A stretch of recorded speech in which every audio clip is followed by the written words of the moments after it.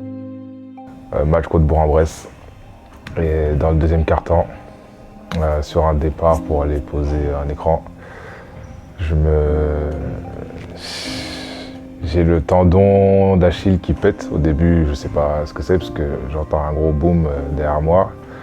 Je me retourne et je sais que par expérience des autres personnes qui parlent de ça, etc., de cette blessure, quand on se retourne et qu'on voit personne, on vaut mieux s'asseoir parce que là, c'est le tendon qui a lâché. On a même expression, mais c'est ce qu'il a dit, c'est mort. Hein. Aïe, aïe, aïe. Ah, terrible, hein. Lui qui nous a sorti quelques matchs exceptionnels cette saison. À ce moment-là, quand ça pète, je m'assois et je me dis juste, ça y est, on est parti pour 10 mois. Pour 10 mois, et je vais me reposer. Parce que je pense que j'avais besoin de repos. Enfin, j'en avais besoin même avant même que ça lâche, et là, un repos forcé. Donc vraiment, et même dans le vestiaire, j'étais pas abattu, hein, juste je rigolais.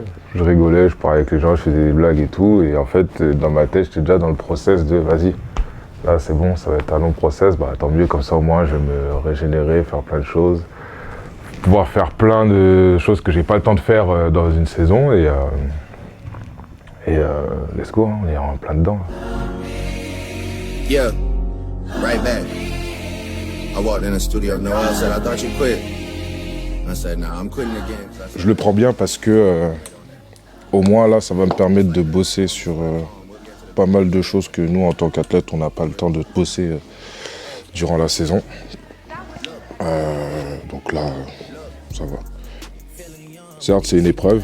Il y en a d'autres qui pourraient le dire, ouais, c'est compliqué, comment ça va être ma carrière, blablabla. Je suis pas fait de ce bois-là. Et au contraire, je le prends comme un truc où je peux revenir meilleur. Donc, on est en bas. Comme on dit, hein, je suis déjà dans le trou. Donc là, la seule chose à faire, c'est remonter. C'est tout ce qui compte aujourd'hui.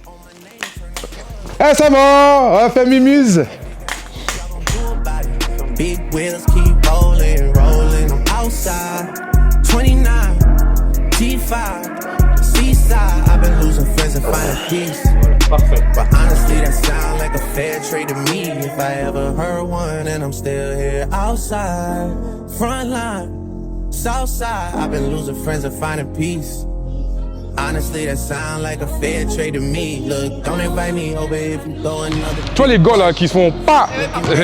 Tu vois les gants là, les gants dépliables là. Tu vois, tu fais la maline, pas dans ta gueule. Comme je peux pas courir. Quand je peux pas courir, elle fait la maline. Voilà. Parce qu'elle me prend pour un épouvantail. Non, en vrai, on a deux caractères qui sont totalement différents, mais au final, ça match quand même plutôt pas mal.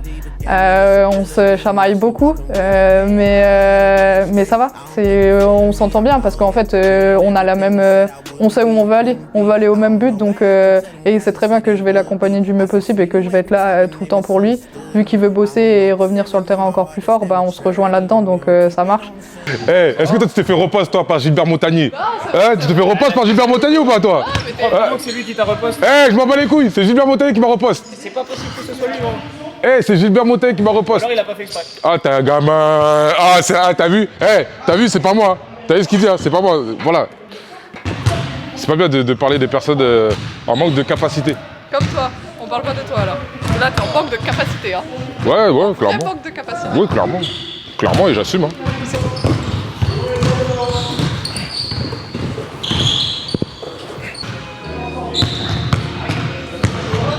Après, il y a la blessure, forcément, tout le monde a vu les images, j'ai reçu plein de messages et vraiment merci beaucoup à toutes les personnes qui m'ont envoyé un message. Je sais que j'ai pas rappelé tout le monde, j'ai pas écrit à tout le monde, mais ne vous inquiétez pas, j'ai vu, c'est juste que je prends le temps pour moi.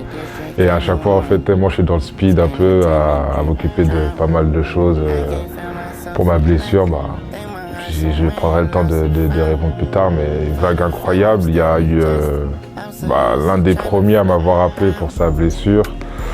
C'était, les deux même, c'était Jacques Alengué et Ousmane Camara qui m'ont Jacques, je l'ai eu par message, il m'a tout de suite conseillé, il m'a dit tout ce qu'il fallait faire et tout. Ousmane Camara, pareil. Donc j'ai eu pas mal de personnes hors basket et dans le basket.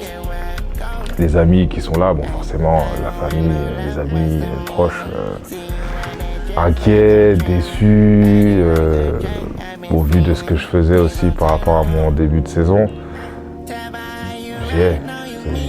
Si ça devait arriver, ça devait arriver, faut pas se prendre la tête, mais voilà, il y a toute cette inquiétude-là, donc ça fait chaud au cœur, parce qu'au moins je sais qu'ils seront là. S'il y a des moments de doute, ils me disent toujours hey, t'as besoin de quoi que ce soit, vas-y, sauf que comme je dis, j'aime pas être assisté, donc du coup je demande pas beaucoup, ou soit je demande, mais c'est vraiment, j'abuse pas, quoi.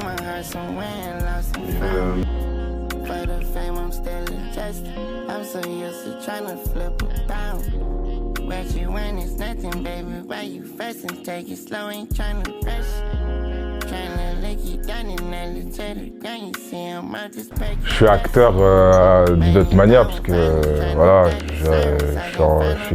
c'est Val aujourd'hui qui est plus avec l'équipe, donc on a mis capitaine.